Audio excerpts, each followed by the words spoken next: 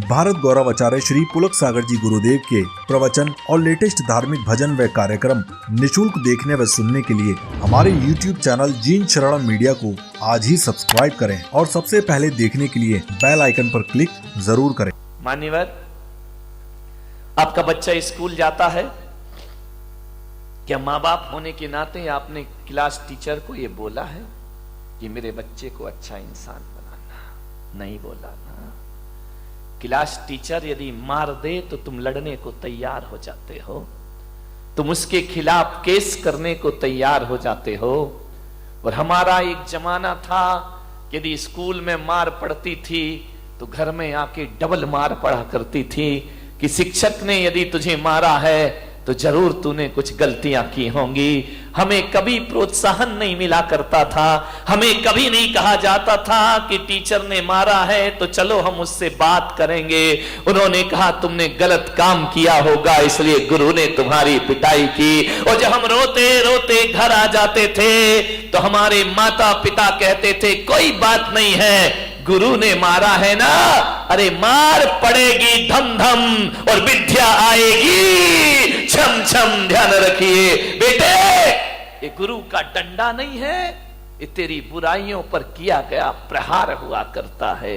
कहां गए वो संस्कार, कहां गई वो शिक्षाएं? विचार करिए। मैं ये नहीं कह रहा हूं कि स्कूलों में बच्चों को नाजायज मारना चाहिए, मैं इसके भी खिलाफ हूं मेरे भाई, ध्यान रखिए। लेकिन मैं आपसे निवेदन करता हूं, शिष्य और सीसी में जब तक डांट नहीं लगेगी, सीसी में डांट, ढक्कन, ढक्कन को डांट कहा जाता है, सीसी में भी डांट होना चाहिए और शिष्य में भी डांट होना चाहिए। शिष्य और सीसी में डांट नहीं लगेगा तो सीसी भी डूबेगी और शिष्य भी डूब जाएगा। ध्यान रखिए। मान्यवर, निवेदन करिए। क्या आपने कभी स्कूल में जाकर क्लास टीचर से कहा है? आज हर मां बाप को ये चिंता है कि मेरा बेटा MBA कर ले, मेरा बेटा डॉक्टर बन जाए, मेरा बेटा अच्छा वकील बन जाए, मेरा बेटा अच्छा बिजनेसमैन बन जाए।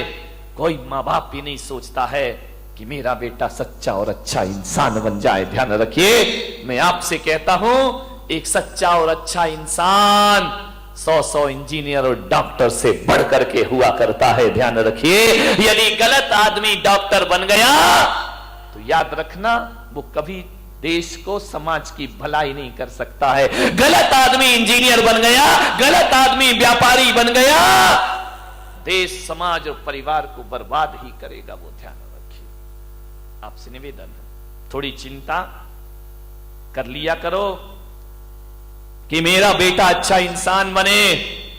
आज मां बाप को वो चिंता नहीं है, लेकिन हम संतों को चिंता है। इसलिए ज्ञान गंगा महोत्सव में मैंने कहा था ना, मैं तुम्हें भगवान बनाने के लिए नहीं बुलाऊंगा, एक सच्चा और अच्छा इंसान बनाने के लिए तुम्हें यहां बुलाने का मैं प्रयास करूंगा। क्योंकि सच्चा और अच्छा इंसान भविष्य का भगवान हुआ करता है मेरे भाई। जो इंसान नहीं बन पाया वो भगवान क्या बनेगा? दुनिया से भागते फिरते हो, भगवान को तुम क्या पाओगे? ध्यान रखिए। मान्यवर, विचार करें।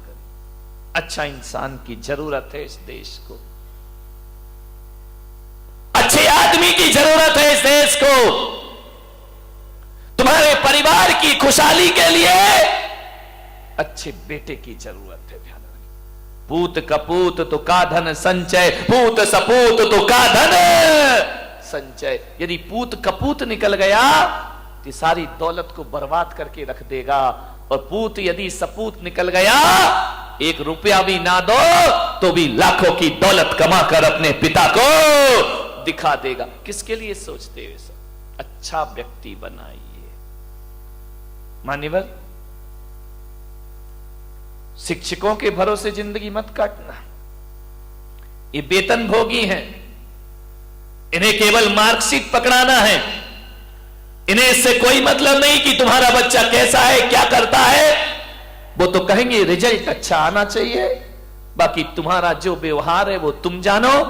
इस ध्यान रखना, अक्षरों का ज्ञान देना स्कूल के टीचर का काम है, और अनुभव का ज्ञान देना मां बाप का काम हुआ करता है, वो आपका दायित्व हुआ करता है। आप विचार करिए, गौर करिए अपने बच्चे पर, छोटी छोटी हरकतों पर ध्यान दीजिए। मैं आपको बता रहा हूं कि अपने बच्चों को कैसे परवरिश करना है उनकी। आप सोचिए, आप गौर करना अपने बच्चों पर, किसी के दर्द पर, किसी की पीड़ा पर तुम्हारा बच्चा हंसता तो नहीं है, तुम्हारा बच्चा उसकी मजाक तो नहीं बनाता है। यदि मजाक बनाता है रोक दीजिए उसे वहीं पर। किसी के दर्द पे मुस्कुराना मत सीखो मेरे भाई।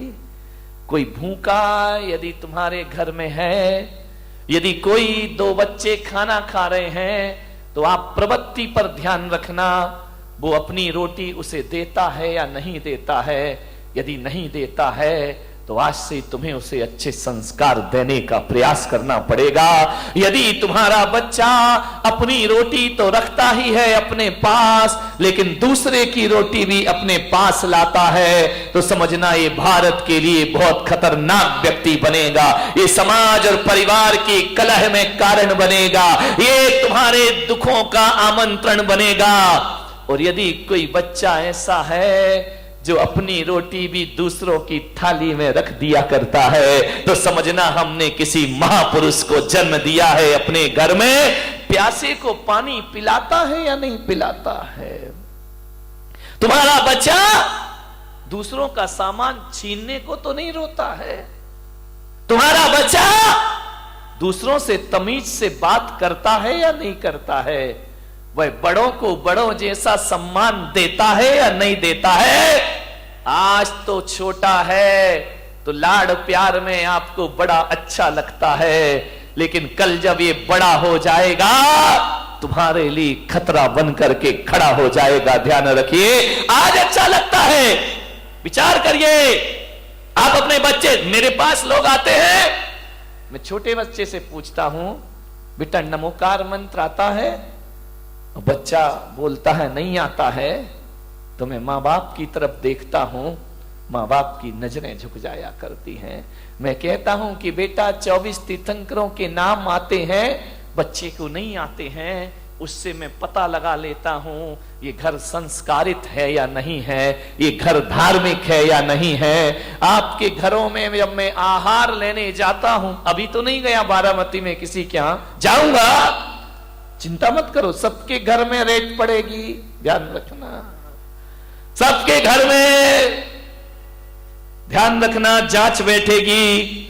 मैंने जो 1 महीने चिल्लाया है उसका क्या रिजल्ट आया है। जब मैं आहार लेने के लिए तुम्हारे घर जाता हूं और देखता हूं कि जूता कहीं पड़ा है, बैग कहीं पड़ा है, बच्चे की यूनिफॉर्म कहीं पड़ी है, बाप के बिस्तरों में सलवटें पड़ी हैं, मैं समझ जाता हूं ये घर संस्कारित नहीं है। और आपका घर यदि व्यवस्थित जमा हुआ है तो मैं समझ जाता हूं कि माँ बाप के अंदर संस्कार है और इनकी औलाद भी संस्कारित, पता लग जाता है। ध्यान रखना, शिखर से पता चलता है समाज कितनी धार्मिक है, और घरों से पता चलता है ये परिवार कितना संस्कारित है और कितना सभ्यता वाला है। 1 गिलास पानी मंगाओ, बच्चा गिलास लाए और 2 उंगली गिलास के अंदर हो, समझना संस्कारित घर नहीं है। ध्यान रखिए, मेहमान आए बच्चे भाग जाए, उनका अभिवादन ना करें तो संस्कारित घर नहीं है। ध्यान रखिए,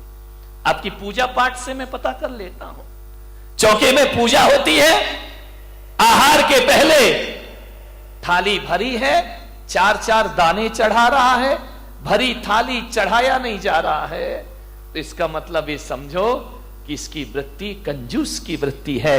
ये आदमी उदार भावों से पूजा नहीं करता है, ये आस्था भाव से पूजा नहीं करता है। चरण प्रक्षालन करते हो, जग भर के पानी लाते हो, 2 बूंद डालते हो, जग वापस ले, क्यों वापस ले जा रहे भाई? नल नहीं आ रहे क्या तुम्हारे यहाँ, या सूखा पड़ा है या पानी नहीं है? अरे कुछ दिन तो ऐसा हो जाएगा यदि ये प्रवृत्ति चलती रही तो अगली बार तो आदमी आई ड्रॉप लाएगा, 2 ड्रॉप डालेगा, तेरे चरणों की धूल बाबा, चंदन गुलाल।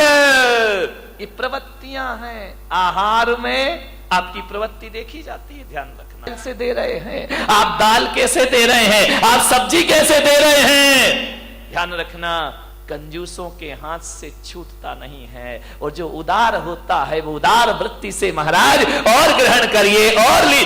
खाना महाराज तो उतना ही लेंगे जितना उन्हें लेना है, लेकिन उससे आपकी प्रवृत्तियां पता चल जाएंगी। 4 महिलाएं सुबह से काम कर रही हैं मन चौके में, एक ऐसी आएगी, एक धक्का इधर दिया, एक धक्का उधर दिया, आगे खड़ी, काम आम कुछ करना नहीं है, समझना ये झगड़ालू औरत है। ध्यान रखना, ये नेतागिरी ज्यादा जानती है, ये राजनीति ज्यादा जानती है, काम कोई कर रहा, नाम खुद कमा रही है, ये राजनेता होते हैं। ध्यान रखना, एक कल्याण नहीं करे, ये कोई खुशहाल जीवन नहीं बना सकते हैं अपना। कई ऐसे होते हैं बिल्कुल शांत रहते हैं, काम भी करते हैं लेकिन आवाज नहीं किया करते हैं, चुपचाप शांत खड़े हैं, सुबह से मेहनत करते हैं लेकिन कोई धक्का नहीं मारते हैं। कोई आहार देता है तो आइए आप दीजिए, हम बाद में दे लेंगे, समझना वो संस्कारित आदमी है, वो सभ्यता वाला घर हुआ करता है। ध्यान रखिए,